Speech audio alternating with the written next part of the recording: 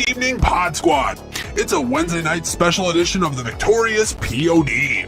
Week 14 will be kicking off tomorrow night, and don't look now, but the Vikings are in the playoffs. Playoffs? For now. Week 14 also means that fantasy playoffs have started, and Walters and Jack will break down everything you need to know for Week 14 in fantasy, plus cover all the drama leading up to determining the final spot in the Victorious Secret. Are you ready for the playoffs? Playoffs? Don't talk about it. Playoffs? You kidding me? Playoffs? We are. The Victorious POD starts right now.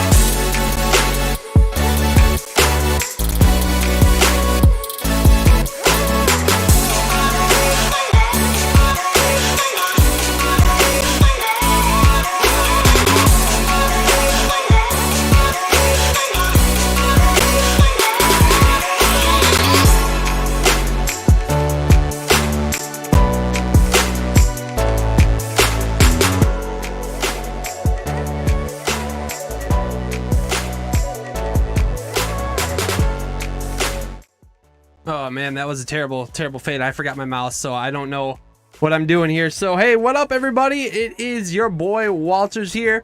That is right, we are coming to you live on a Wednesday night here in the Victoria's Secret Fantasy Football League. Actually, we're the Victorious POD, but we are covering the Victorious Secret Fantasy Football League. Jack, that's the guy standing right next to me. Jack, how you doing tonight, buddy? Say hello to everybody out there in YouTube land.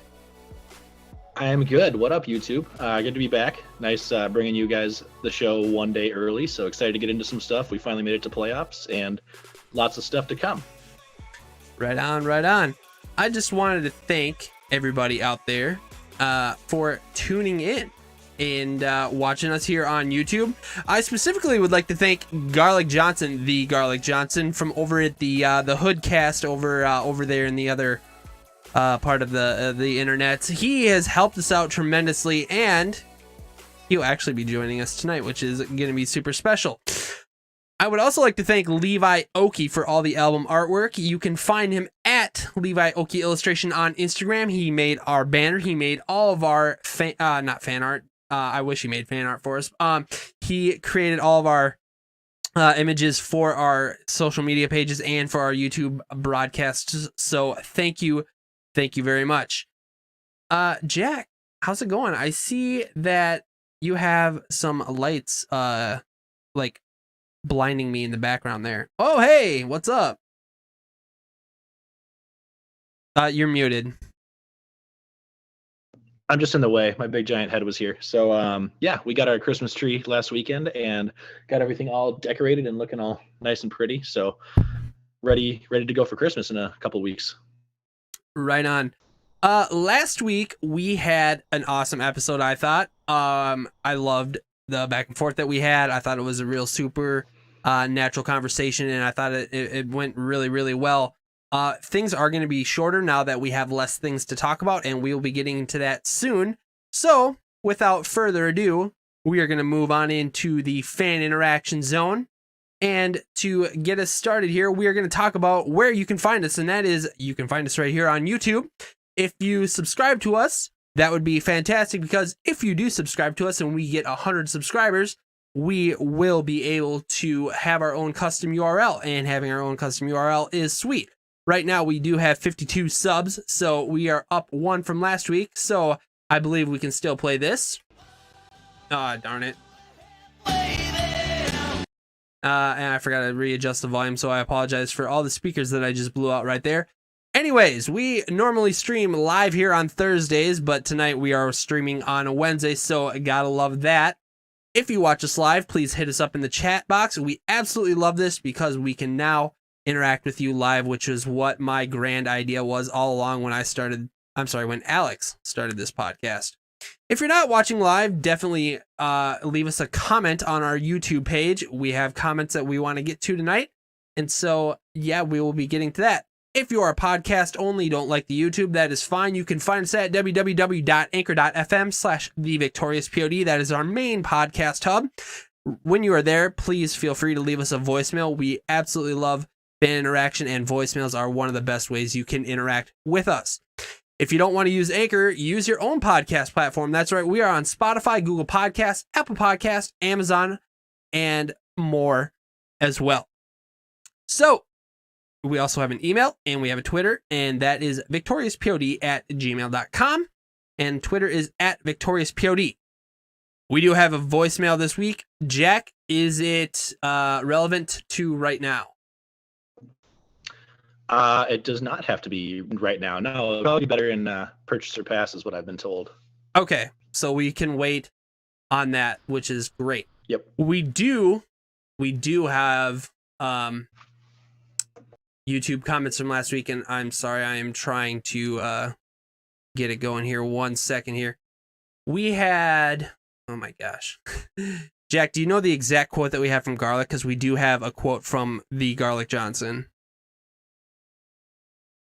You're muted again as well. I don't know what you keep doing. I don't know. I'm trying to cut it out. We had a specific quote from Gar saying, after talking about, I think I tripled down on Kirk and like DFS and purchaser pass and all kinds of stuff. He mentioned that quote unquote, Kirk this week is a mistake. Mark my words. Really? So with that, we do have Garlic Johnson here, who is going to be joining us. So Garlic Johnson, if you would please rise to your camera so I can bring you over. Can he hear me? I don't even know if he can hear me. Well, let's just transition over to him. Oh, there he is. Hi, Garlic. He's welcome. Good morning. I'm sorry to keep you awake. Oh, the lights are so blinding. Oh, the glasses made a comeback. Are those the hater blockers? You know what? For hold that, on. I forgot to do this. Hold on. I gotta unmute him. There we go. Garlic, say hello to your fans out there. Hello, fan. Not the ceiling fan. Your listener fans. All right. So last week you commented on our YouTube page saying that picking Kirk was a bad idea. What was the exact quote again, Jack? I'm sorry. Could you read it? Well, Kirk is a mistake. Mark my words. Okay, so see, I said make my words first of all, so Jack can't even directly quote me. I said Kirk is a you mistake. You can't even make your own words. So. Okay. Just saying. Apparently, you don't watch Trailer Park Boys. All right. So let me first ask you, why did you think Kirk Cousins was going to be a bad play last week? Well, I mean, the Jacksonville team was supposed to be terrible. The Vikings were rolling. It was supposed to be a very Dalvin-heavy game. We've seen it maybe a handful of times in Kirk's tenure here at the Minnesota Vikings, where if we can get Dalvin going, Kirk can have like less than 15 attempts in a game. And so that's the game I foresaw. Didn't realize the Vikings were going to be so bad we'd go to overtime with the Jags. And so I thought Kirk would be a mistake for that reason. I stick to it. Okay, right on. We do have a viewer comment. We have Alex saying, let's get a TLC match between Jack and Garlic. So, we'll see if we can get that done at a later date. I'm in.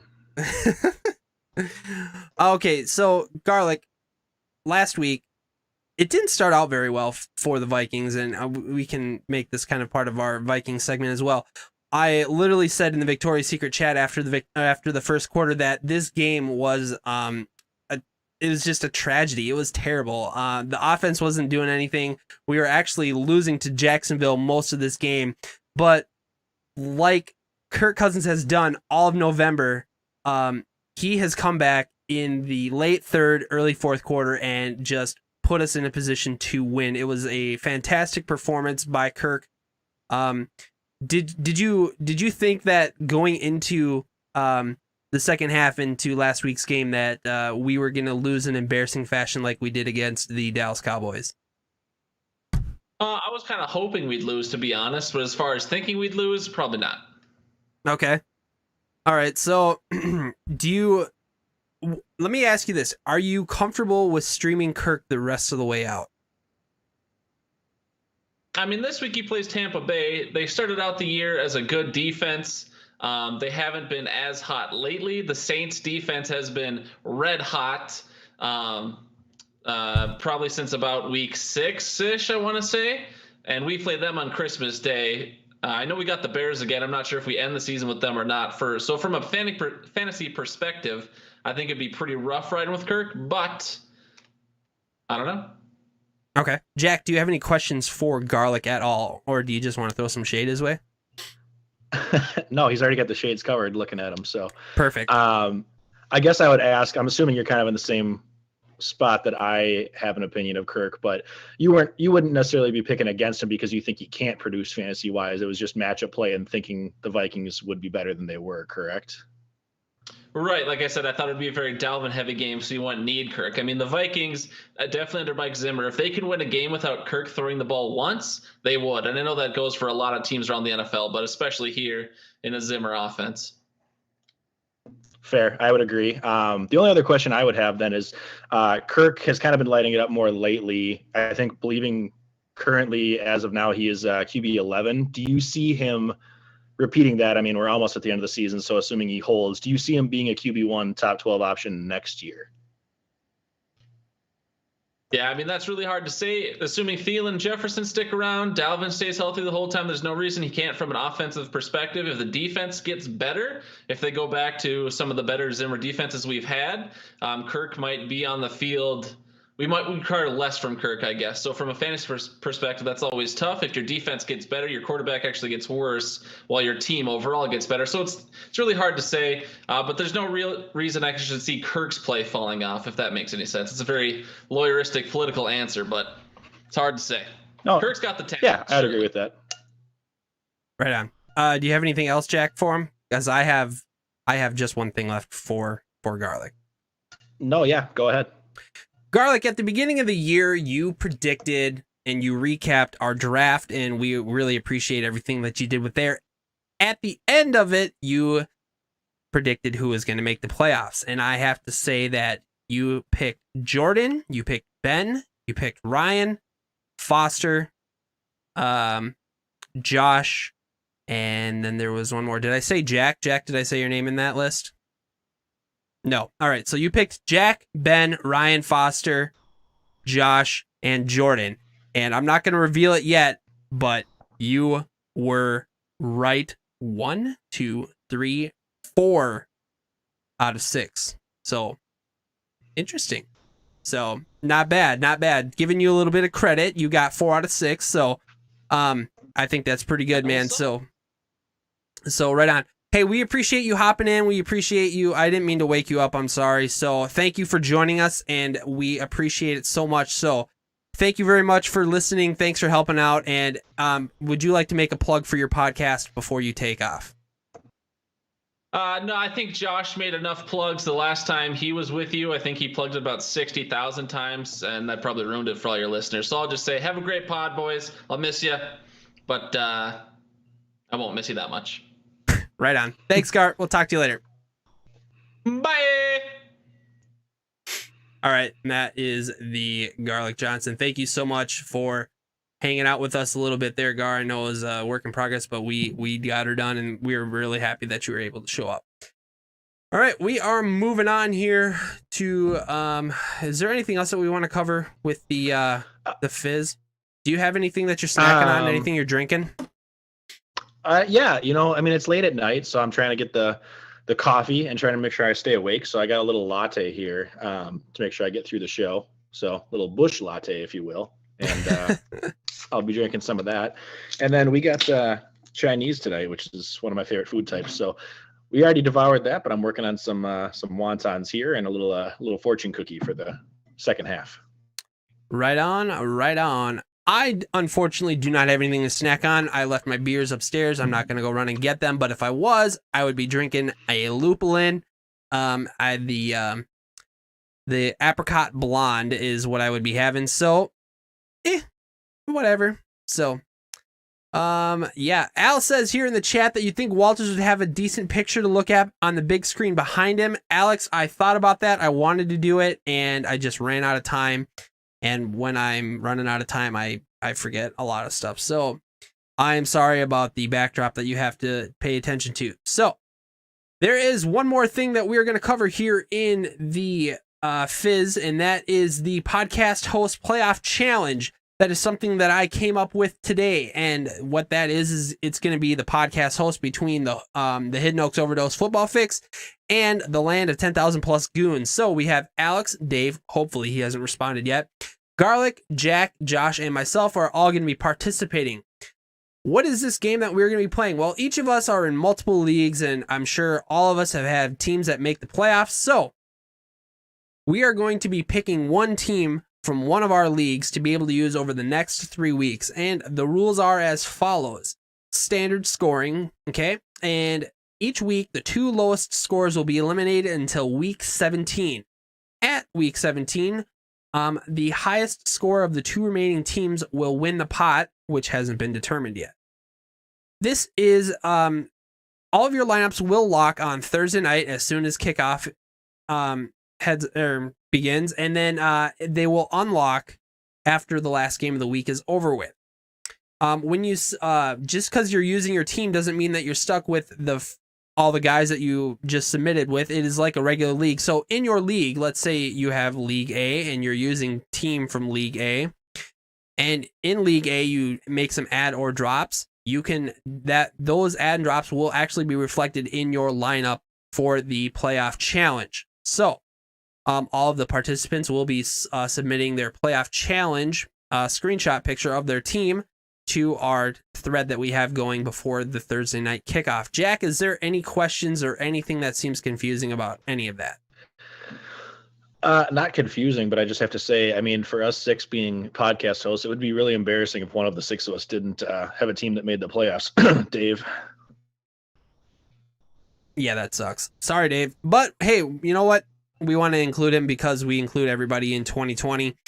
So Dave, pick a team and come have some playoff fun with us, even though you didn't make the playoffs. Is that about it? Right on. Okay, I think so. I think we're good. We'll update you as we go. Yeah, we sure will. It's gonna be a lot of fun. All right, we are going to move on to our NFL bits and bytes. We already did our sponsors for the program, which is fine. That's totally cool. So Jack, tell us what's going on around the NFL. Yeah, a couple of things I'm watching this coming week. So first off, we talked about, and I believe it was trademarked, Josh mentioned this the other day, but it was trademarked, let Russ cook. It was a huge thing this year that he never gets to throw the ball, and he finally got to open it up a little bit. Looked like he was going to run away with the MVP race, and then he's kind of fallen off the wagon the last 4 weeks or so. He's had fantasy outputs of 9, 20, which wasn't bad, but 14 and 15 over his last 4 games. So definitely not what you'd expect for an MVP top, 2-3 quarterback. Last week, I believe, especially, he had a 6.1 yards per pass attempt, which is pretty gross for a quarterback. Usually you want to see somebody doing a little bit farther down the field than that. So it feels like, unless he all of a sudden lights it up again, is this kind of becoming more of a 2-person race for MVP at this point? I know we talked about Kyler for a while, but he hasn't quite kept up the same pace. So I feel like him and Russell and maybe even Josh Allen are kind of distant third right now. I personally feel like it's Mahomes and Rodgers, with Mahomes as a pretty significant edge, but curious to see what these last 4 weeks of the season are going to happen. And then second one, a lot more fun. The Browns are legit. I mentioned last week when I was talking about my game of the week to watch, the Browns versus Tennessee. I picked Tennessee and I said, but if the Browns win, I will firmly be a believer and start backing them. They found a way to beat Tennessee, who was 8-3 as well. The Cleveland moves to a 9-win season so far with 4 weeks to play. Very, very exciting. I mean, I think they're definitely not the top team in the AFC. I think, are they going to beat Kansas City or Pittsburgh? Probably not, but I think they've shown that they have as good of a chance as anybody to be that third team and maybe upset somebody in the playoffs. So will be really exciting to see them, and if they continue. And I mean, it's cool to see Kevin Stefanski have success right off the bat. So big fan of him. So those are the couple that I have, but I believe a third one we had was somebody else coming up. Yes. I believe it is this one. Oh, hold on. You totally screwed that up. Way to go. Sorry. I'm sorry. We're going to do it all over again. Yeah, hi, this is Travis Leahy calling in again. You might know me from my loser younger brother, Trevor.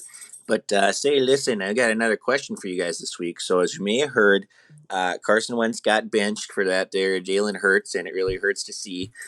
Um, Hurts came in though and looked pretty dang good. So I'm kind of wondering, like, what do you think Hurts is going to do the rest of the season? Is he going to light it up? Maybe top 15, top 12 quarterback? Does he keep the job all year? Or do they give Wentz a couple weeks to clear his head and then put him back in there? And what's going to happen with Wentz next year? I mean, I don't think they're going to pay him 15, 20 million just to sit on the bench. So do they trade him away? Maybe. I mean, what's a good fit? What are some teams you guys might like to see him on next year, or do you think he's just done? All right, see you later. Thank you, Travis Leahy. Yes, your brother is quite the nerd. He's pretty much a loser, so I would agree with that sentiment first and foremost. Jalen Hurts. Okay, I didn't watch this guy in college. I don't really watch college football, so it's hard to say. And I didn't see him play the other night, but I heard he did okay. Here's the problem. The Philadelphia Eagles are a major dumpster fire right now. They're awful. And even worse, which I think is actually more of an important, or not important, but more interesting storyline is Carson Wentz's contract. People in Minnesota here, Vikings fans, have been complaining about Kirk Cousins' contract, but Carson Wentz's contract hasn't even kicked in yet, and they're already freaking out about how are they going to pay this guy? How can we get rid of him? He is so bad. So it makes me smile as a Vikings fan knowing that we thought we had it bad with Kirk Cousins. I am super glad I am not a Philadelphia fan right now because I would be pissed. Jack, what is your take on this? Yeah, facts. I mean, say what you will about Kirk. I know it's a lot of money to give a quarterback who in his first 2 years hasn't like gotten us to the playoff hopes that we wanted. But I mean, he's definitely having higher level of play than Carson Wentz. I feel like Wentz was paid all that money for what he did most of one season when they won the Super Bowl. And, you know, he didn't even do it. Foles brought him there. He was having an MVP like season, but like the couple of years since that, his numbers haven't been the same. So I think they've been waiting for him to bounce back and just, I mean, I get it. You got to lock up a quarterback when you hope it's your franchise one, because you don't find quarterbacks all the time. Look at what the Vikings have done over the last 15 years or so bouncing around. But, yeah, it's really scary, and especially because it's backloaded. I looked it up, and it's like 15 million next year, and then it's 20 million the 2 years after that. So it just gets worse, where it's like the Eagles are in a tough bind. I mean, I get drafting a quarterback in the second round, but I feel like if you pay a guy that much money, you kind of got to go with him. So I don't know. I mean, I can't see them sitting him on the bench. I'm hoping, I mean, at least next year. I'm hoping this year maybe they sit him for a game or two, see what they have in Hurts,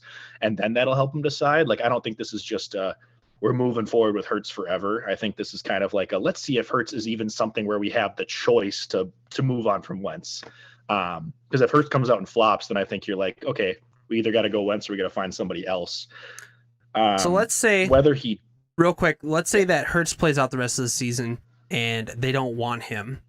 Can you throw around a few teams about who would actually be a good fit for Carson Wentz? Yeah, there's been a lot of talk. I actually had a number one in mind, and Alex said the same thing on their pod the other night, but I think the Colts would be the best fit. I mean, they have an offensive line that's just amazing compared to the Eagles that's just like holy Swiss cheese constantly. He would reunite him with his former offensive coordinator when he won the Super Bowl and had his MVP and Frank Reich. They've got a decent running game, good defense, a lot of stuff that would help him get set up for success without having to do too much. But beyond that, I mean, there's a lot of teams out there like the Jaguars, who knows what they're doing with Minshew. The Bears have had Foles and Trubisky issues. The Patriots only have Cam Newton on a 1-year deal. I mean, I know Bill doesn't like to make trades a lot, but like if you wanted to go and find a quarterback and set it and forget it, that's an option too. So lots of possibilities I mean, he's a better option than some of the guys you're going to find in the mid to later end of the first round or in free agency. So he's by no means lower than like the top 15 to 20 quarterback. Yeah. I think that Carson Wentz is not done. I think he's still got a lot of talent. I don't know if he's hurt. I don't know if that's why, or if his offensive line or all of his weapons that he has out in Philadelphia are just hurt and it's not working out for him. But I believe Carson Wentz does have talent, so I think going to another team would be great. I love New England. I don't know if you mentioned Indianapolis. I think Indianapolis would be a good one. Chicago would be a fantastic place for him. I would hate to see Carson Wentz at Chicago because if they ever got a quarterback that was actually good with the defense that they have and the talent around them on the offensive side of the ball as well, they would just wreck us all day, every day. So, I mean, we can barely beat the Bears right now with the crap that they have at quarterback. If they actually had somebody decent who knows what was going on, it would be a nightmare for everybody in the NFC North. So let's hope that he doesn't go to Chicago, but I believe Chicago would be a perfect landing spot for Carson Wentz. And not to mention, he'd have his buddy there, Nick Foles, backing him up. So why not? So that's my. I don't know if that would be a good thing for his psyche. I feel like I'd be looking over my shoulder. Oh man! All right, I don't have anything else to say on this. What is the game of the week to watch this week, Jack? Game of the week to watch. I picked the Ravens and the Browns, who are going to be playing on Monday night. So doubling down on the Browns, it's kind of just one of those where I feel like everybody's holding their breaths, waiting to see, like, is this going to keep going? When is the train going to fall off? I mean, granted, Baker lit it up last week. He had like 300 plus yards and 4 touchdowns, had probably one of his best games, if not the best of his career. But even on games where he's been terrible, I mean, that's been a good part of the season. He's not done much. They've gotten it done with Nick Chubb and their defense and Kareem Hunt. So, I mean, they're 9-3 despite Baker not being great consistently. These are two teams that are in the same division. I don't think either of them is going to win the wild card, with the Steelers being 10-1, but you never know. And I mean, the Ravens are kind of on the bubble right now. They've been hanging on. They just beat the Cowboys the other night, but they could easily miss the playoffs if they don't string some wins together. And you don't really want to be playing another team that's kind of on fire when you're scrapping for your playoff spot. So very, very excited to see what happens here. Right on. And what is your game of the week to avoid? Game of the week to avoid. Not a whole lot of options you're going to like in this matchup for fantasy wise, but the Cowboys and Bengals are playing on Sunday. Two teams that have obviously lost their starting quarterbacks that would look probably very different. I think obviously Burrow isn't quite to the level of Dak yet by any means, but I think it would have been interesting what Burrow could have done versus a bad defense. So that being said, you're watching Ryan Lindley, is that his name? Versus Andy Dalton. I mean, it's not going to be pretty. Neither of them really have any defense. So you might have some like decent game-breaking plays. Maybe the wide receivers can get involved, but I'm being told Joe Mixon's still going to be out and Zeke has still not looked like himself. So don't really want a whole lot of this team. Both of those teams are basically eliminated. So yeah, just moving on. Okay. All right. We already talked a little bit about Minnesota and Jacksonville real quick. We did win 27-24 in overtime. Dan Bailey missed 2 extra points and a 51-yard try, but he did kick the game winner in overtime to bring us to that W. Jefferson passes 1,000 receiving yards with 9 catches and 121 yards, while Thielen had 8 catches for 75 yards and a tutter. It is tough to stop both of these guys, and Jack, I'm going to ask you real quick. It doesn't have to be long-winded or anything. Do you want Stephon Diggs complimenting Adam Thielen, or would you rather have Justin Jefferson complimenting Adam Thielen? Oof. I think Jefferson's shown he's close to Diggs already in his rookie year, so I think the potential is exciting. That plus the off the field issues with Diggs and him complaining all the time, give me Jefferson. Okay, right on. I would say Jefferson as well, but if we ever do make playoff runs, it is nice to have that playoff experience with Diggs. So that is the only thing. I would love to have them both, but they can't both be here, so Jefferson is just fine by me. Kirk Cousins, like you said earlier, had 305 yards. He threw for 3 tutters and 1 interception. I guess the interception was not necessarily his fault. Dalvin Cook was not looking when or turning for the ball when it came towards him. The defense held the Jacksonville Jaguars to 17 points, plus the safety, 2 fumbles, 2 picks. So, better performance by the defense, and we can see that our cornerbacks are starting to become more aggressive, and their play is becoming more second nature, which is A great thing to see. We didn't expect too much out of our cornerbacks since they were all rookies this year, but to see them growing throughout the season is encouraging, and I can't wait to have Hughes and who is the other guy who was hurt that we had? Is it just Mike Hughes? Hughes was the main one. I'm sure there's other ones banged up, but I don't know. Okay, so it'll be good to have Hughes back whenever he comes back. I don't think it's going to be this season, but whenever they do come back, it'll just be a nice addition to the defense that they do have. One last thing that I wanted to say for all the people who wanted Mike Zimmer out, I can tell you that firing Mike Zimmer would be the worst thing in the world, and I know that people were throwing it around when the Vikings were 1-5.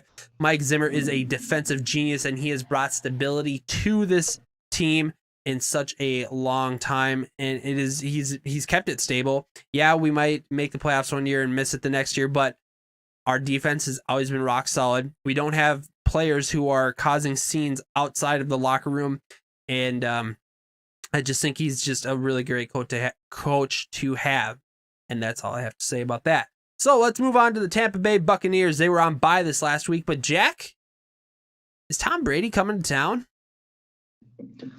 No, Tom Brady's staying in Tampa. We're going to town. But yes.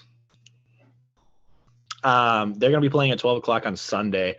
The two teams we cover every single week are finally getting to play. It's almost like we planned this out. So it's actually going to be at the site of this year's Super Bowl, too, being in Tampa. So kind of exciting. I mean, obviously, we're both kind of on the fringe hoping to make the playoffs. I don't know that either team feels like them or one contender, but just being in there and kind of being like, okay, this is what we're playing for.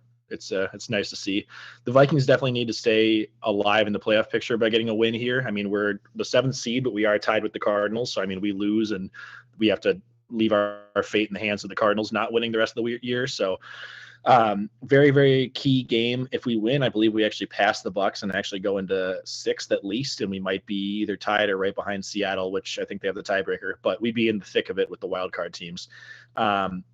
Out of these next 4 games, I believe it's Tampa, the Bears, the Saints, and the Lions. We pretty much need to win 3 of them to all but guarantee ourselves in. So, I mean, if we don't win this game, we're looking at having to beat the Saints, I believe, on the road, which, I mean, I know we've had their number some years, but that scares me. So it would be really nice to get this one out of the way and say, okay, you just got to beat Chicago and Detroit and just be all right with that. So my only fear here is, I mean, you talked about like the Vikings secondary being good. We've definitely stepped it up lately. Cam Dantzler in particular looks like a stud to me as a rookie. But I'm very, very worried this week how we're going to stop all their offensive weapons. I mean, I know Brady hasn't had them all lighting it up constantly, but just the way he spreads the ball around, you're talking about Chris Godwin if he plays, Mike Evans, Antonio Brown, Rob Gronkowski, Fournette they use out of the backfield, catching passes, Ronald Jones on the run. I mean, it's a lot of offensive weapons to stop. So the only way I think it's proven to work so far this year against Tampa Bay is pressuring Brady early and often, and then relying more on having like a big Dalvin Cook game. He hasn't had a huge game the last couple of weeks after lighting it up lately, but if we can get him going and kind of rely on the run game and take the ball out of Tampa Bay's hands, that's going to be our shot at victory here. The biggest thing I have reservations about is that in 2 of our games that we are facing, we are going to be facing, in my opinion, top tier defenses. Tampa Bay is no slouch when it comes to defense, and neither is Chicago Bears. So we are definitely going to have to be able to hold Tom Brady and then back, and then also we're going to need to figure out how to exploit that defense as well. Even though Dalvin Cook is able to, put the team on his back, I'm sure that they're going to stack that box, and those cornerbacks are going to be good enough to be able to cause some problems for our wide receivers. So I do worry about it, but I do believe that, if Kirk Cousins can stay focused and he can get the protection that he needs, we should be able to make a little bit of noise and at least try and keep the game interesting. But I'm really questioning how we're going to be able to perform this Sunday. It makes me nervous. So, but that's my 2 cents on it. So, yeah. I like it. Yeah, I don't have a whole lot else. I'm with you. I'm very nervous. This is kind of the make or break part where we beat some teams we should have. We upset a couple of teams, but this is kind of like we're right at the point with the 4 weeks to play where our season could go either way. I mean, we could end at what were we now, 6-6? We could end at 9-7, or we could easily end at 7-9. Like I don't know what to expect, but I think this game is going to kind of be the teller of what happens going forward. That being said, I don't want Brady and the Bucks to miss the playoffs either. So I mean, I would rather have the Vikings win in this situation, but it's very telling for both teams and what they're going to look like going into the playoffs. One last thing I'll say is that the Vikings, even though they're in the playoff picture right now, essentially your playoffs are starting right now. I'm sure that's kind of the message that the coaches are giving to the players. Yeah, we still got 3 weeks left in the regular season, but we have to win and we have to keep winning. So if we want to make the playoffs, we're going to be playing big boy teams. And if we want to be ready for those big boy teams, we're going to have to play like big boys over these next 4 weeks. So start now. You come out there with your game face, make your plays, do your job, and go get that W. And that's all that they can worry about. So with that being said, we are going to be moving on to our NFL Pick'em segment. Jack, what happened last week? Last week for me, I went with the Raiders over the Jets, and I was sweating all game until, I don't know if you saw the highlights, but Carr hit Ruggs with like 4 seconds left to beat the Jets, and I was like, oh my God, this is the week I lose. So thank God the Jets want to tank and remain winless, but I squeaked out a victory there. Nice. I unfortunately picked Tennessee over Cleveland, and they got stomped. I mean, it wasn't even close. Tannehill came back and had a wonderful day. Derrick Henry didn't do anything, so I unfortunately lost another one. That's 2 in a row that I've lost, and I am back to my losing ways again. So it looks like already I am behind the 8 ball between all 4 of these other guys, so that's not good. Did they all pick the same team again last week? No, only 3 of them picked the same team. Only 3. Yeah, Dave picked Detroit instead of everyone else picking Miami. Miami over Cincinnati was an easy win, so they all got the win there. 5 out of 6 of us. So you must be hearing footsteps. The other co-hosts are all coming for you now.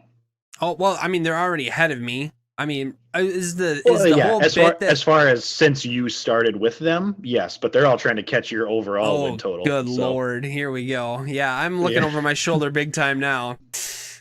Okay, so I believe you're 5-7, I'm 10-2, and then they're all 4-1 or 5-0, so they're getting close. That is correct. Yeah, Garlic is 5-0. So this week, Jack, who did you pick? I went with, even though they had a down game getting beat by the Browns last week, I'm going with Tennessee to have a huge bounce back game against the team that we just squeaked by, which is the Jacksonville Jaguars. I think you can beat the Jaguars pretty much doing anything, but Tannehill takes care of the ball on offense. The Jaguars don't really have anything on defense, and they are very exploitable against the run, which is not a team you want to be when you're going up against Derrick Henry. Right. Okay. I, myself, this week have picked New Orleans over Philadelphia. I have not used New Orleans yet, and I believe that Philadelphia, like I said earlier, is just a giant dumpster fire, so I believe that New Orleans should have no issues taking care of Philadelphia. Although, last week, the NFC East, weird things happened, so I'm a little wary of it, but we'll see if... Plus Jalen Hurts now. Yeah, so... Okay, and then Dave, he decided to pick Los Angeles Chargers over Atlanta. Alex picked Houston over Chicago. Garlic picked New Orleans over Philadelphia as well. And Josh also picked Tennessee over Jacksonville. We are going to be moving on into our fantasy outlook section. We are going to be kicking off with injury prone, which means I'm going to list a whole bunch of players and y'all are going to go to sleep because there are about 50 players that I'm going to be listing here in a quick minute. So here we go. Chris Godwin, he has a finger he did not practice. Galladay, he's got a hip. Who knows anymore? He was out last week, but was sprinting on the sidelines, so he might play. He might not play. Nobody knows. DeAndre Swift is in a concussion protocol still. He is questionable. Cam Akers with the shoulder was questionable. If they would have practiced on Monday, he would have not practiced, but he was participating today. CMC with his shoulder injury is questionable. Jack, you're distracting me. Stop it. James Conner with COVID, he is questionable. Antonio Gibson with the turf toe, he is doubtful. He is most likely done for the rest of the fantasy season at least. Josh Jacobs He's got ankle injury. He is questionable. Joe Mixon with a foot. He is questionable. DJ Moore with COVID and / ankle. He is questionable. I'm not going to allow snacks on here anymore if you're going to keep doing that. I got bored. I'm sorry. Well, don't put so many names on the list and I won't read so many. I know. I got bored by my own notes. All right, that does it for injury prone. Let's move into tater tot hot take. Jack, what happened in week 12 for the tater tot hot take? Actually, I'm sorry, week 13. 12. Or was it 12? Yeah. 13? Yep.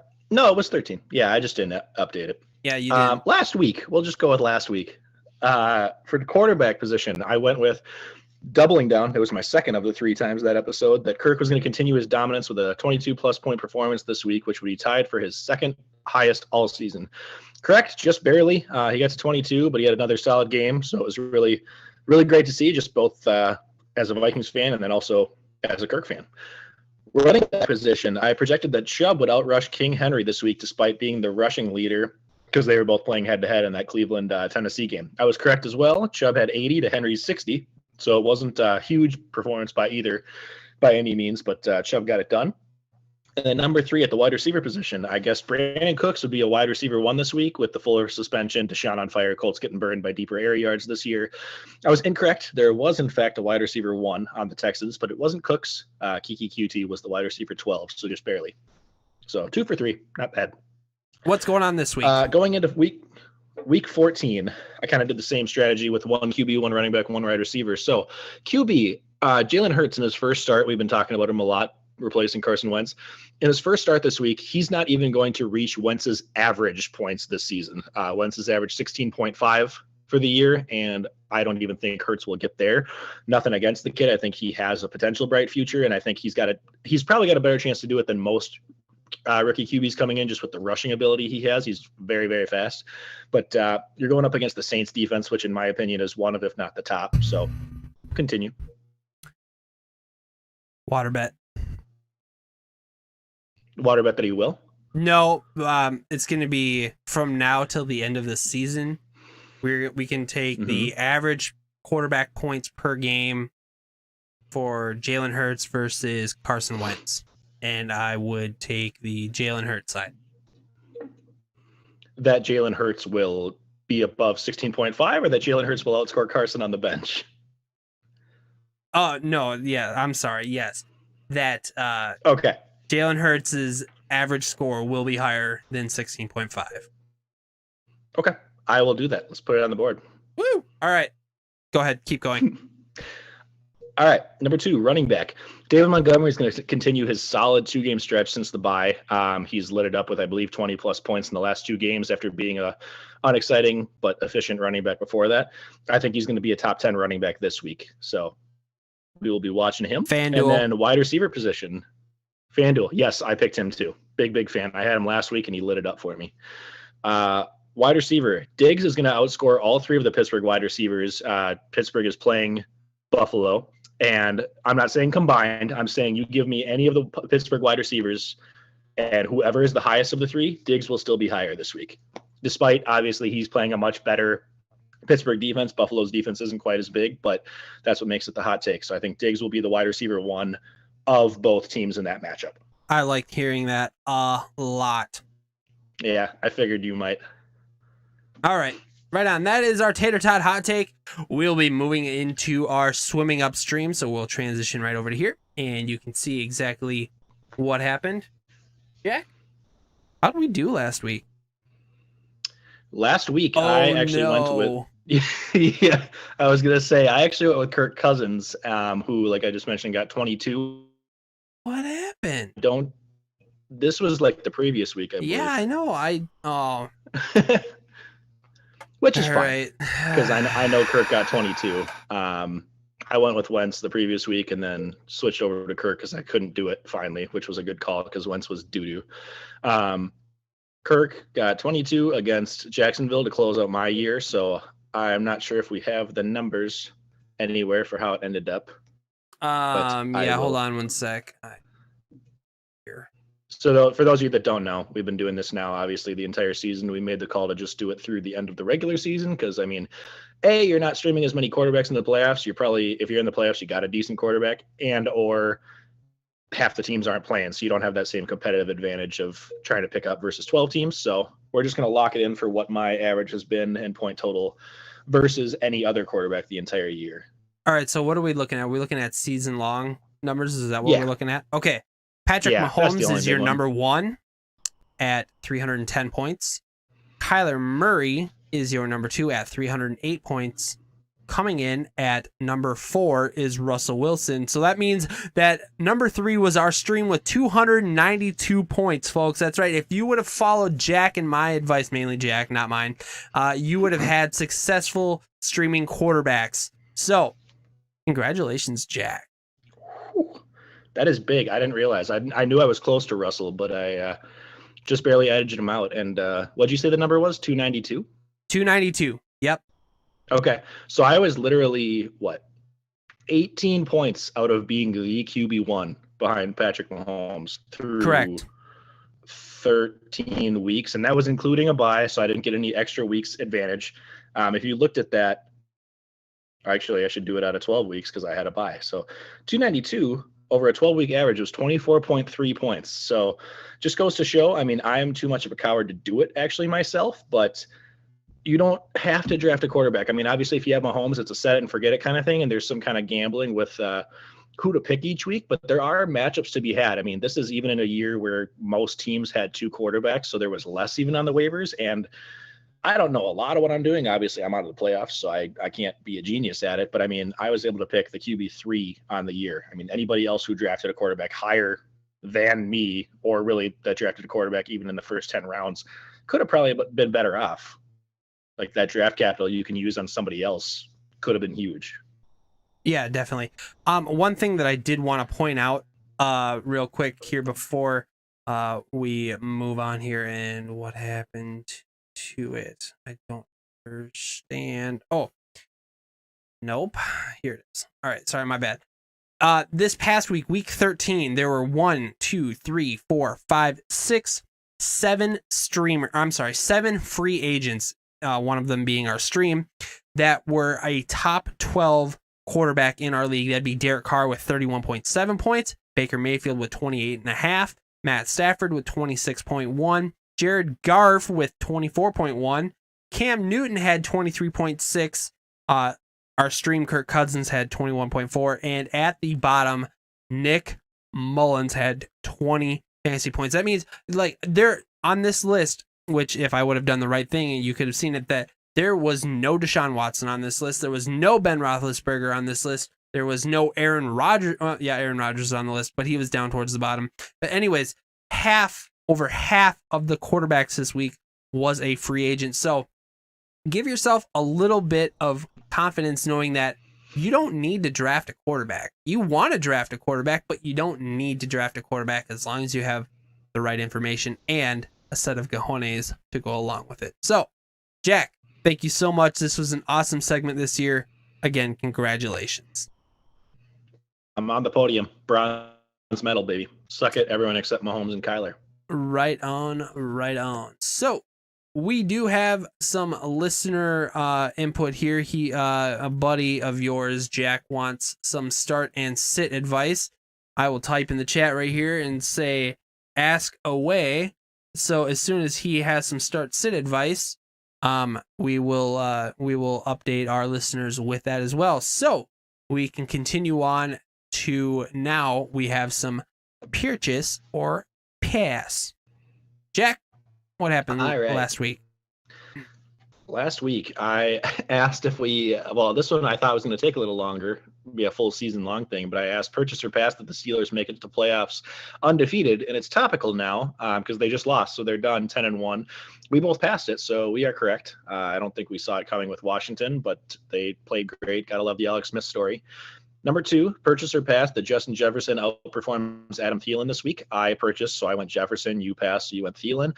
Jefferson had 18.3 versus Thielen's 13.5. Both, I mean, amazing games, but this was just one of those weeks that Jefferson got a little bit more air yardage. And then number 3, purchase or pass, Derrick Henry outscores Alvin Kamara this week. We both purchased it. We did not see the Cleveland buzzsaw coming, apparently, and Kamara outscored him. I mean, neither of them lit it up by any means, but Kamara did outscore. So I went 2 for 3, and you went 1 for 3. Okay, and what do we have this week? Real quick, I meant to ask you this before, but shout out to Al. Are we doing his idea when he guest hosted of the whole like $100 budget of what we're most confident in, or are we not messing with that? That's a next season thing. Okay, I like it. First one, purchase or pass. The NFC East goes 500 again this week. They were 2-2 in their games last week, so can at least 2 of the teams get a win? And I can pull up the games if you would like. Yeah, that would be fantastic because I was about to do that because I don't have the schedule memorized. So the Cowboys are playing the Bengals, both gross. The Cardinals are playing, or the Giants are playing the Cardinals. The Eagles are playing the Saints, like we talked about, and the Washington football team is playing the 49ers.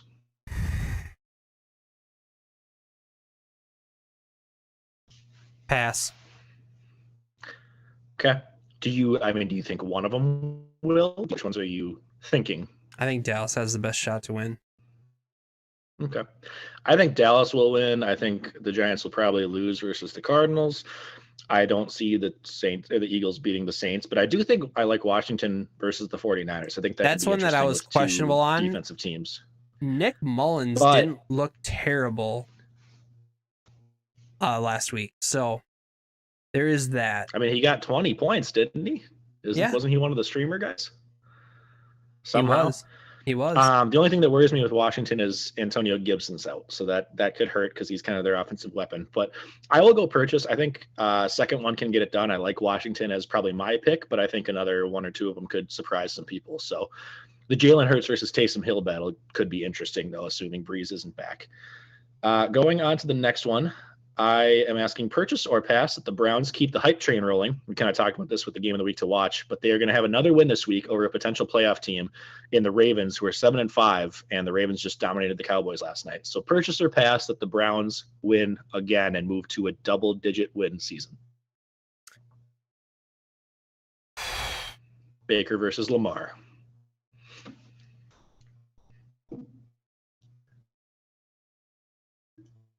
Purchase.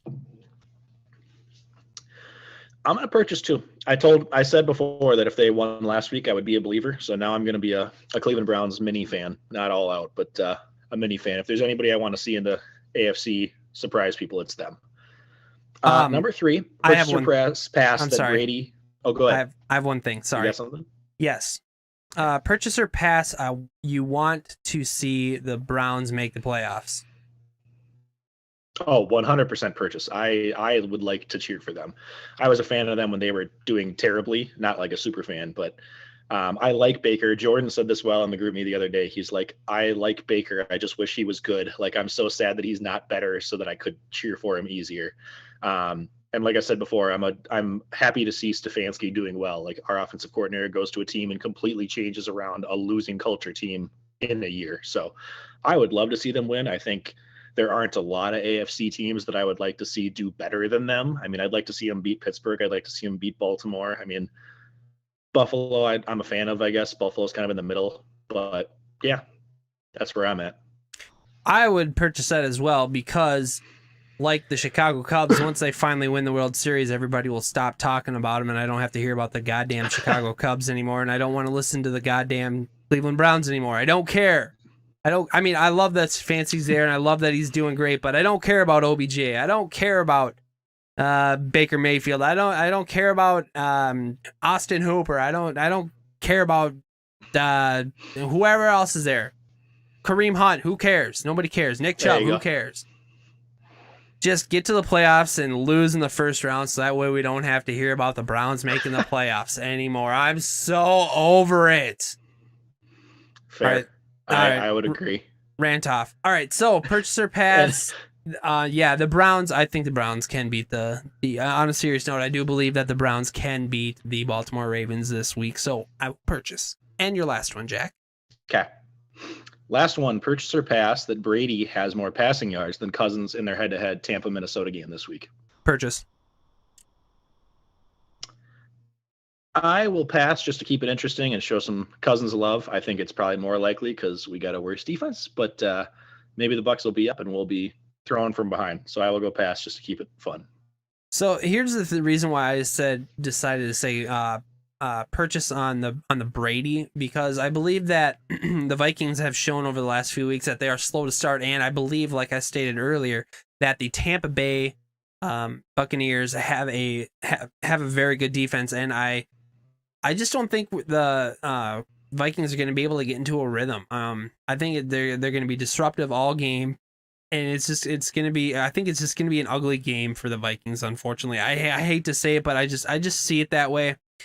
We are dealing with an upper echelon team, and a lot of people are kind of I don't know about sleeping on them, but they're having some doubts. A lot of people think that New Orleans is going to be the team that's going to walk away in the NFC, but I honestly think it's going to be the Tampa Bay Buccaneers. That is just my thought. So there you go.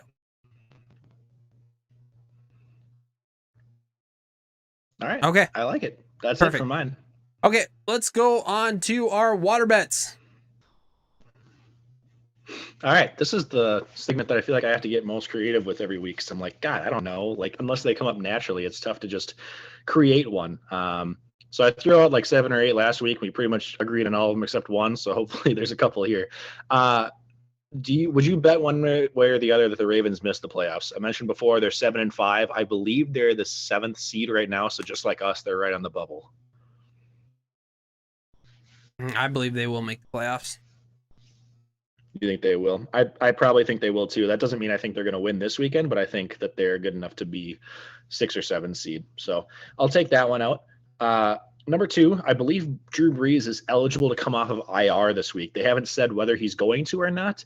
But would you bet one way or the other that Brees is going to regain the starting job at some point in this regular season, or do you think Taysom Hill will keep the job with the Saints rolling with kind of what they have?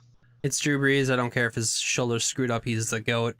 You got to play Drew Brees. Drew Brees is going to be the starting quarterback as soon as he can come.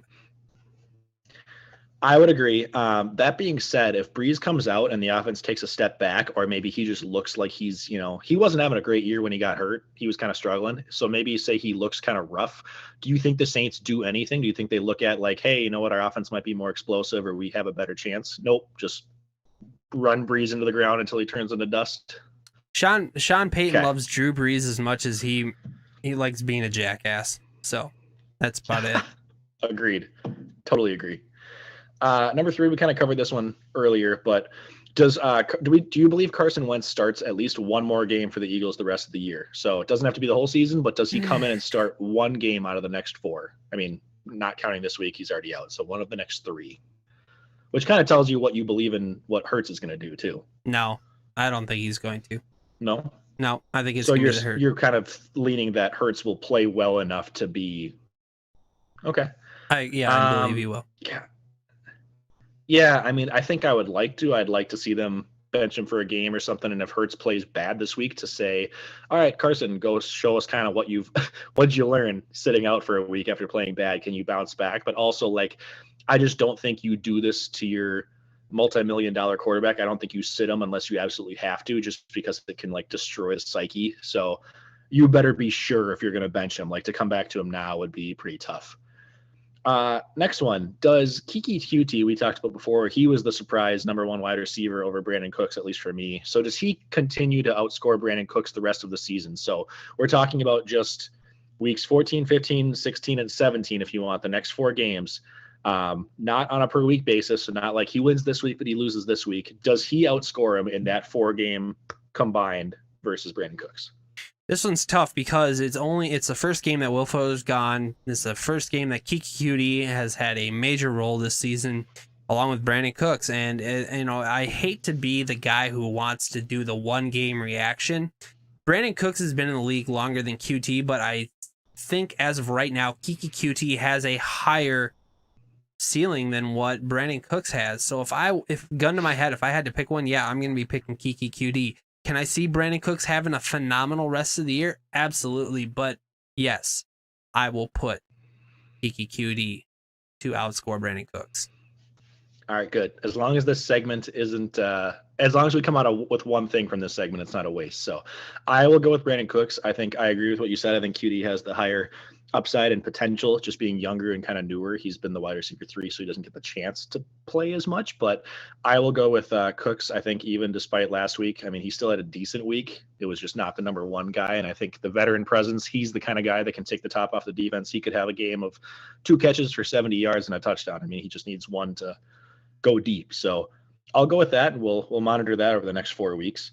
And then one I did just kind of for our league alone, I thought I'd toss this one out. But of the 6 that are in the playoffs, I don't care what seed they are. If you want the top 2, whatever, if you have a gut feeling on other ones, fine. If you want to pick yourself, fine.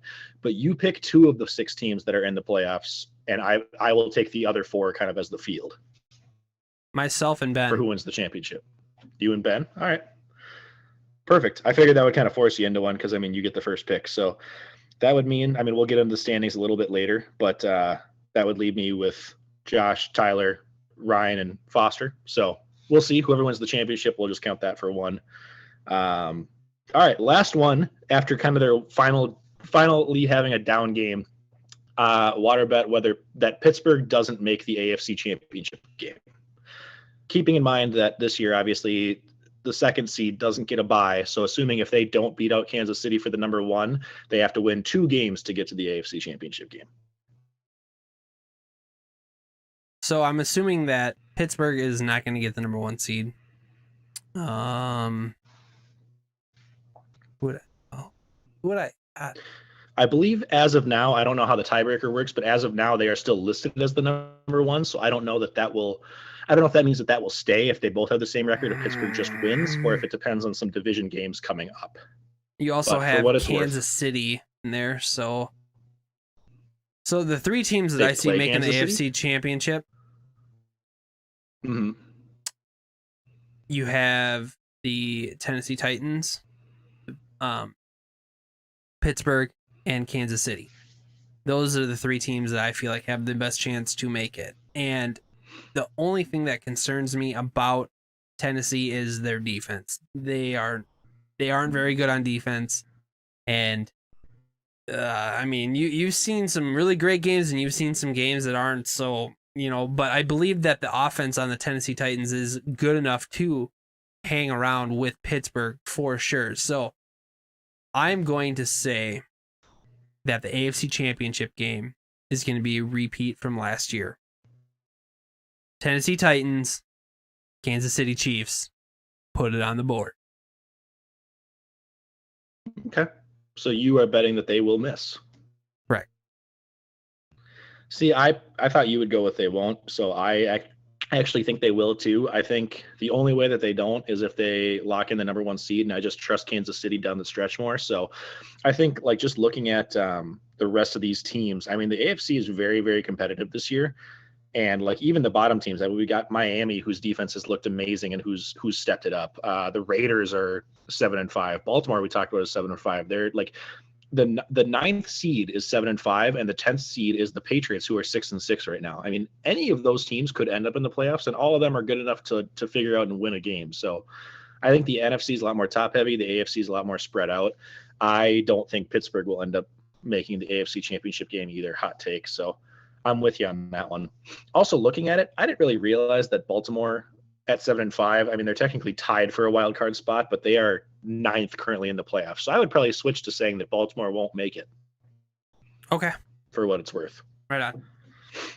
All right. That's all I got for now for new ones. We kind of covered a couple of old ones. The only other ones running so far are Michael Thomas not being a wide receiver from this point on rest of season. I bet that he would not, and he still has not through that. Last week he had 10 points, I believe, so he still hasn't had that dominant breakout game as I've predicted. And then after we started out whether the Vikings would win 4 games, and they did, we switched it up to whether the Vikings would make a wild card spot, with me saying yes, you saying no. They are in it right now, but like we talked about, anything could change after this week alone. So that's what we're at with water bets. Going to our live stream chat, we have Alex saying Antonio Brown coming out party this Sunday, calling it. Yeah, I could see that definitely. I mean, that is one player that has been on my mind. Do I want to start Antonio Brown this week? Al, you're messing with my psyche. Stop it.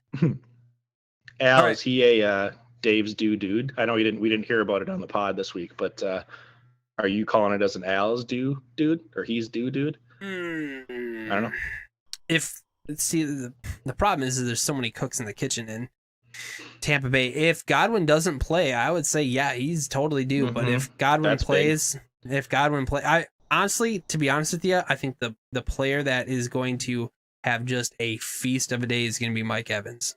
If I was to pick one of the three receivers, it's going to be Mike Evans this weekend. That is going to just disrupt the Minnesota Vikings defense. So, side note, I forgot to call into the Atlanta 10,000 plus goons about this one, but I was going to toss out my own he's dude. So Al, and I don't think Dave ever listens, but Dave Fancy Linder, if you listen, my he's dude for this week is going to be Zeke, just because he's had such down weeks for pretty much this the past isn't 6, the 7 land of games. 10,000 plus goons, Jack. I'm just letting them know that this pod is going to have an actual dude correct, whereas Dave is always wrong on those. So, for what it's worth. All right, moving on. Alex says he's part of the Al's All Pro, and I'm assuming that means Antonio Brown is going to be part of the Al's All Pro. Actually, I want to backtrack real quick. We do have one more purchaser pass here that we need to get to, so let me play that right meow. Hello, my name Beck Ellison. I am the third cousin, twice removed from Kohler a few weeks ago, Miss Mickelson. I think his accent changed. I have a purchase order pass for you. The hosts of these podcasts need to stop talking about how good they are at Dynasty football. Really? It is Pass. only the first year of Dynasty football, so it really isn't even Dynasty yet, is it?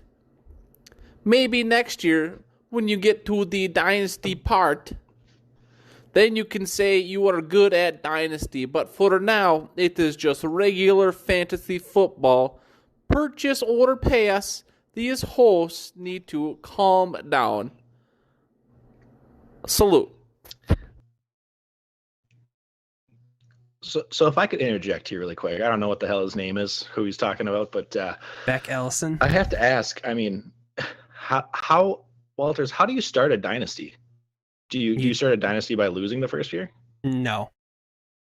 Oh, weird. So the first year has to happen for a dynasty to happen. I mean, it's easy to say considering two other co-hosts on a different pod. Not that this caller, Mr. Ellison, would know that, but two other hosts actually both didn't even make the playoffs, and we got two hosts here that did. So, I mean, say what you will, we can talk about 2 years, 3 years, 5 years from now. That's nice, but that's all hearsay and guessing at this point. I mean, I like talking about it. Fun fact, 3 out of the 6 podcast hosts who are in the Dynasty League together did not make the Dynasty playoffs. So that's tough. What are you guys doing? I mean, you're going to waste your time listening to a podcast that can't make the playoffs, or do you want the only podcast that has 2 people in the playoffs? Here's the other thing. I just wanted to point this out. Beck is a complete and total fraud. Okay, he's a fraud because this is the second iteration of the Empire League. And you know why? Because Alex started it 2 years ago. And guess what? Tyler won it the first year and then he won it the second year. So you can't even say that it was really a major dynasty league anyway. So you know what? Go fly a kite. I didn't realize he won the first 2 years. I thought it was going on longer than that. I think it was only 2 years long. Al, can you confirm in the chat, please, that Deflate These Balls is going into its 3rd total season? That would be great. I'd ask Tyler, but I know our commissioner never listens to his league's podcast. So I think Al's still in the chat, so that'll be good. But either way, pass. Thank you for calling in, caller. Yeah, pass as well. Pass. Oh, okay. Fake news. Right. Apparently, it has lasted way more than 2 years. Alex, how many years has the Deflate These Balls League lasted? I apologize. I was under the assumption that it only lasted 2 years. Before Tyler won. Yeah, my bad. Okay. All right, we're going to be moving on to Victoria's Secret news and notes here. There's nothing really going on except for it's playoff time. Yeah. Hell yeah, brother. So we are going to get into this here first. Say my name, say my name. All right, Jack, Foster. He changed his team name this week. That's pretty dope. Yeah, it was so cute. I looked at it and was like, oh, Foster if you listen, Foster, you just win the award. He changed it to My Little Girl is a Cutie for Kiki Cutie. And obviously him and Kirsten had a little girl recently. So she is beautiful. I see tons of Kirsten's photos and posts on Facebook all the time, and Foster is very correct. So we'll just give you the medal this year. I was going to hand out my favorite team name award at the end of the season, but Foster wins. That's it. Right on, right on. All right, we are going to be moving into our victory formation here. So we can do that, and we can do this, and then we can do that. We shall transition, and it looks a little funky, but that's okay, because we can do... Actually, it looks great right now. Perfect. All right, so we are looking at we're looking at Alex's team right now. He started Kyler Murray, Kareem Hunt, Antonio Gibson, Michael Thomas, Corey Davis, Kyle Rudolph, Terry McLaurin, the Raiders, and Younghoe Koo. Alex, he got a total of 79.6 points. Is that enough to make the playoffs? Stay tuned to find out. We will find out here shortly. All right, we're going to move on to our next team, which is Cassie this week. Cassie now. Cassie started Kirk Cousins, Kenya Drake, Damian Harris, Tyreek Hill, Cooper Kupp, Hunter Henry, Devontae Booker, the New Orleans Saints defense, and Harrison Butker. She scored 87.4 points. Did she score enough, Jack, to get into the playoffs? We will see. Jack, do you want to do the next one, or should I keep going? You can keep going. You're good.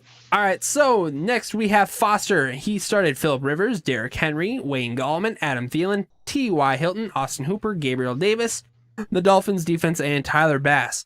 Foster scored a whopping 106.3. We'll see if that's enough to make the playoffs. All right, moving on. I changed my mind. I'll do this one. Okay, go ahead. Ryan Tannehill, Clyde Edwards-Helaire, Adrian Peterson, Tyler Lockett, Devontae Parker, Dallas Goedert, Devontae Adams, Ravens defense, and Jason Myers for a whopping total of, oh God, my eyes, 93.7? 93.8, but yeah, that's fine. Yeah, it rounds up. Rounding up. So, yep. And we will see if that is enough to make the playoffs. And we will go to our last team, which was my team. My team was Josh Allen, Latavius Murray, Melvin Gordon, Robert Woods, Stephon Diggs, Travis Kelce, Cam Akers, the Arizona Cardinals defense, and Daniel Carlson for a total of 108.7. Jack, we are going to be moving on to our standings, and we will tell you exactly what those standings are and who made the playoffs. So let's transition over from this to this. Does it work? And not as well, so we'll stick with that. All right, so up top we have Ben at 9-4, Josh 9-4, Foster 8-5, Ryan 8-5, Tyler 7-6, Walters 7-6, Cassie 7-6, Alex 6-7, Jack 5-8, Cody Award, congratulations. Jordan 5-8, Cody Award, congratulations. Katie 4-9, and Jay 3-10. Now, this is going to be a little bit of fun here because it is the end of the regular season. So I have points for everybody. So Ben was up at the top with 1,344.6 fantasy points. Well, Jay was on the bottom with 1,064.7 points. That is a massive, massive difference. That is almost 300 points difference. So, Jack, you scored... How many points did you score? I'm trying to look here. You had 1,142.6 points. So, not enough to really get you where you want to go, but, I mean, it could have been worse. Could have been Jay. It could have been Jay. All right, we're going to be moving on to the next one, which is the points against. And Katie... Oh, actually, Katie, I just want to mention Katie. Katie she was the person who had she had the 6th most points in the league, and she did not make the playoffs. That is tough. 1,252 points, but this is why she didn't make the playoffs, because she had the most points against at 1,303.4. On the bottom of this was Cassie, who had 1,110 10.1 points against her. I myself had 1,279 points and against me, and Jack, I'm trying to find you again. You had 1,236. So there is that. All right, so it is time to figure out who has made the playoffs. And, well, if you were looking at the standings, you can kind of figure out since it is the top 6 that makes the playoffs. So we'll take a look at this bracket here, and you can see that Ben is on a bye. Tyler, the 5 seed, is playing the 4 seed Ryan. The number 6 seed, myself, is playing the number 3 seed Foster. And on the very bottom of that bracket you see there is Josh with the bye week number 2. So this last going into Tuesday night, I was sweating bullets, man. Josh and everything needed to just have a few more points to get him above Cassie, and once he did, it was smooth sailing for me for the rest of the night. So I absolutely love that. Did you love all the drama this weekend, Jack? I mean, full disclosure, I was a little checked out since I was already out of the playoffs. But yeah, I was very curious to see. Not that I was pulling for one team over the other, but I thought it was very interesting whether you would make the playoffs or not. Just because I think if and when you get McCaffrey back, if you're still alive, you can make some noise. So yeah, definitely watching. It's cool every single year how this league is competitive right up to the end. It seems like last week always has 2, 3, 4 teams that are on the bubble. Yeah, I would agree. This year was no different in being dramatic when it came to figuring out who is going to make the playoffs and who isn't for sure. So that is that. So I am also trying to find a picture that I can use for our next match. Well, that's all right. That's fine.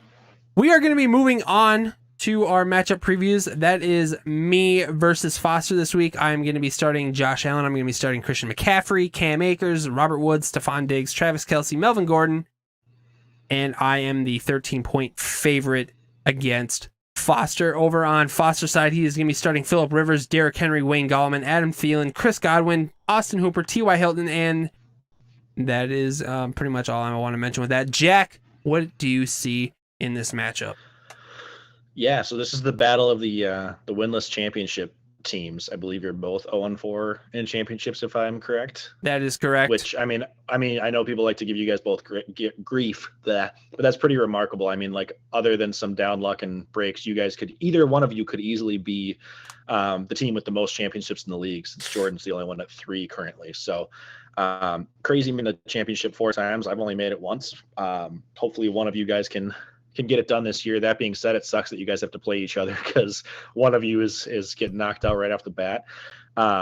Health is a big thing with the 2 of your teams this week. I mean, you have McCaffrey, who's questionable. He has another injury now this week, so it's looking like he might not, but they're still up in the air. I looked into it a little bit before the show started, and they still haven't confirmed anything, so maybe some luck goes to you. Foster's waiting on if Godwin plays and hoping to God that Galladay finally comes back. The Josh Allen and Diggs matchup versus Pittsburgh hurts you, I think, but if CMC plays, I think that's enough to make up for it. I don't love Robert Woods versus Stephon Gilmore in New England shutting him down, but he does get a lot of volume, so it's a shot. Travis Kelce, meanwhile, is going to be amazing versus the Dolphins, so good for you. On Foster's side, I think it's kind of gross that he's starting Phillip Rivers. I got to think there's a better waiver wire option, but I am retired for the season at swimming upstream, so I can't help you there. Derrick Henry, though, like I talked about before, is going to bounce back versus Jacksonville. Wayne Gallman's on a 6-game double-digit point streak.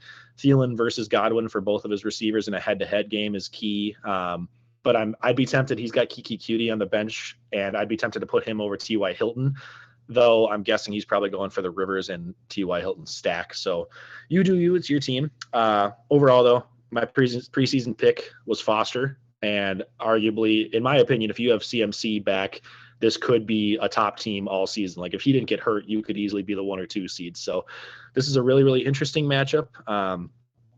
I'm going to go with Walters. I'm going to go with you, just assuming that McCaffrey plays. If he doesn't, I think this could be a lot closer. But both teams, I think, if you're not looking at standings and if you're just looking at like power rankings, I think both of these teams should be top 4 to me. So like I said, bummer one of you guys has to go home. I'm pulling for both of you. But just as like a little recap, we'll kind of cover each week what implications mean. But Walters, if you win, you will have to play Ben no matter what. And if Foster wins, he faces Josh. The winner of Tyler and Ryan faces the other team based on who wins. So Right we'll on. go from there. All right, we are going to go over Tyler versus Ryan. Over on Tyler's side, he has Russell Wilson, Dalvin Cook, Frank Gore, Deebo Samuel, Julio Jones, Evan Ingram, Chris Carson.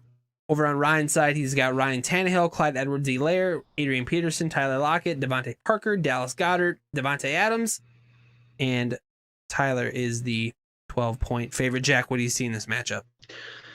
Yeah, getting Russell Wilson and Chris Carson against the Jets is phenomenal for Tyler. This is the perfect time. It should be a get-right game for Russell Wilson to figure some stuff out. But Dalvin versus Tampa Bay, like we talked about before, is going to be tough. So I don't love him going off for like 20-plus points. If he gets cleared, I'm assuming Tyler is going to have Swift come in for Frank Gore, in which case I really, really like the matchup for DeAndre Swift versus Green Bay. That could be a key for Tyler winning. For Ryan, though, assuming he's the number one option, I do like CEH versus Miami. I don't love him, but I like him. And I like Tannehill versus Jacksonville as well. His wide receiver matchups having Devontae Parker versus the Jets and Devontae Parker versus Kansas City and Tyler Lockett versus the Jets are both solid. And Devontae Adams is Devontae. He's amazing. Like I said, big key is whether DeAndre Swift is out, and because that hurts Tyler, but it also means that Ryan gets to play Adrian Peterson, who's been pretty good as a fill-in. So he had 17.7 points last week. That could be a key factor. Otherwise, Ryan's got Todd Gurley to fill in, so he's a solid option. Overall, I'm picking Tyler. I'm picking both matchups to have the upset, so the lower seed is going to win. Tyler's just been dominant most of the season. He's kind of gone as Russell Wilson's gone, so he's had a couple of down weeks lately to fall to the third seed or the fifth seed, but I still think his team is the better one. But then again, Ryan's been surprising me, especially in most of us all year with wins. So another interesting one. These are going to be good. I would agree. Yeah. Interesting. I'm excited. I'm excited to make it. Good luck to everybody out there in the playoffs. I think it's going to be a lot of fun over these next few weeks. All right. We are going to be moving on real quick. I just wanted to go over the Pick'em winners. The Pick'em, we are all done with the Pick'em. The regular season is over with. So with that being said, Ryan Herman, you are the winner of the $80 pot. So congratulations. He had 53 points.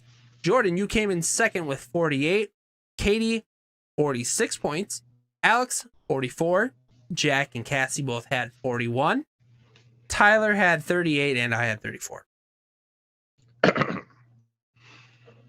Yeah.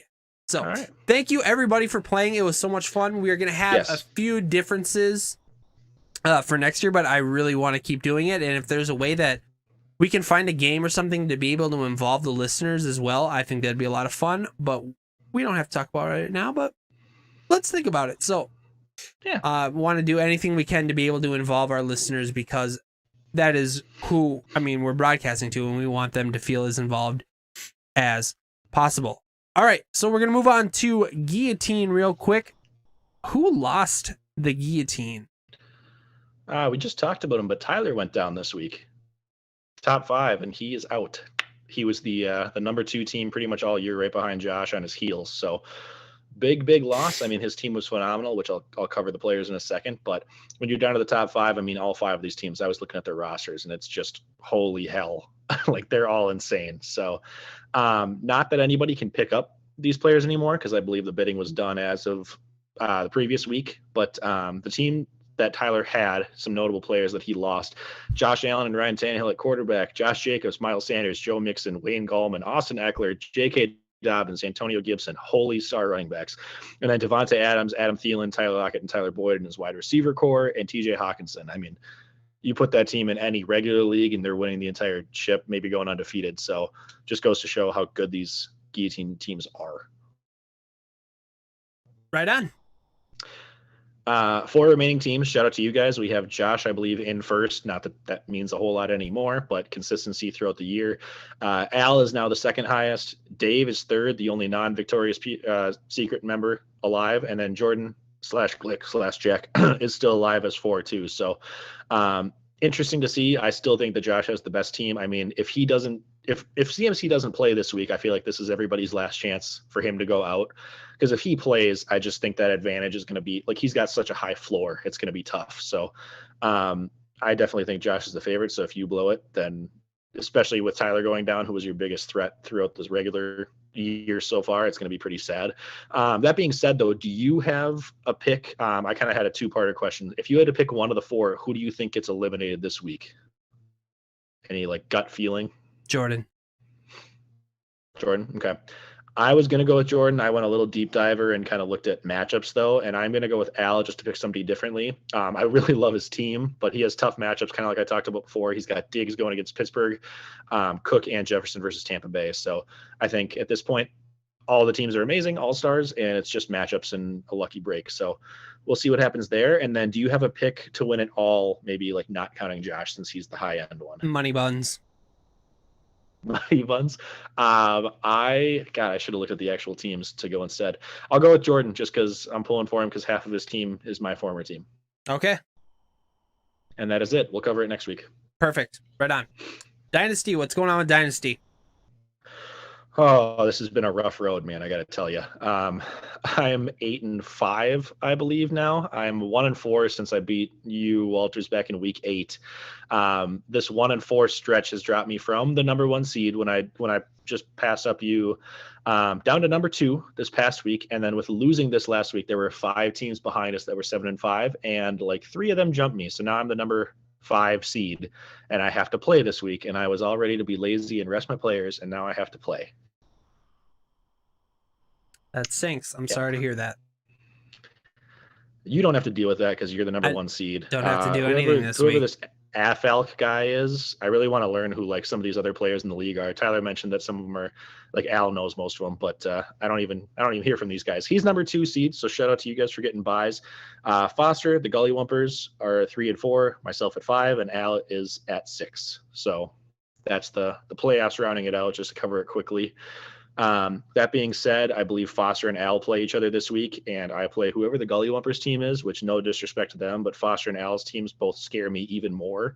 So I think of the 6 teams in the playoffs, I am clearly the worst, just with how my team is kind of tanking and injuries at the bad time, plus Wentz getting benched.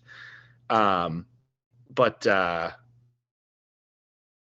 I think probably my best matchup is going to be the Gully Wumpers. I mean, that's my only chance to get it. I think he and I have pretty close points total. So matchup projection is close. Like I mentioned, I have Wentz out though. So I'm basically being forced to decide whether I have to place Sam Darnold as my starting quarterback, who at least he plays Seattle, or I think Dalton versus the Bengals is available on the waiver wire. I don't know. So my quarterback is not going to carry me. I'm going to have to hope.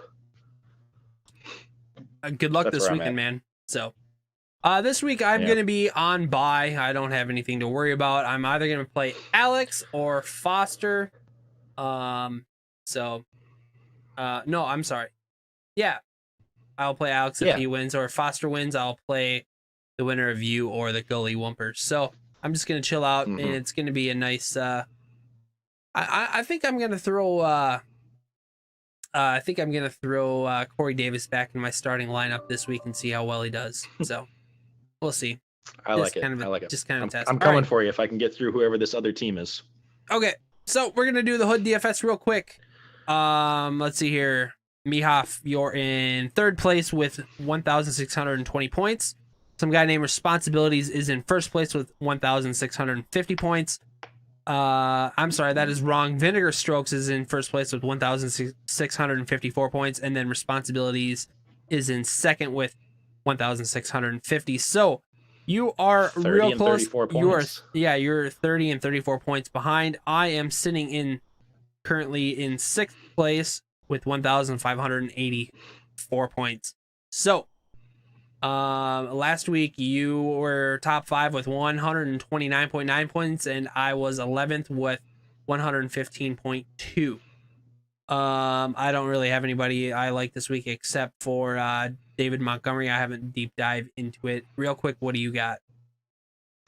A couple of super cheap players I had. I just talked about Dalton and Sam Darnold. If you don't want to spend for a big quarterback, they're not great, but they're playing good matchups with Cincinnati and Seattle. So if you want to spend your money elsewhere getting a stud, go for them. And then Marvin Jones, who's been lighting it up lately. I think Galladay's likely to not play again. So if he doesn't, Jones has been getting double-digit targets every week, and he's locked in for me.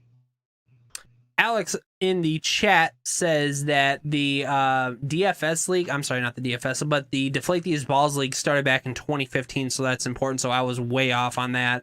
He also says that A Falak is Andrew Falk, or however, whatever. It's Andrew Falk, so that's who Oh, you were asking about. I don't know And the then guy. Alex says that the tournament reseeds, so the bracket isn't completely set yet. So Well, we'll see. Right. That's how I broke it down too, because the 3 seed is whoever the 3 seed is. If they win, they automatically play number 2. That's how I was doing it too. Oh Al. yeah, So yeah, okay, I didn't even look at the bracket. I just said who's the highest seed, they play number 2.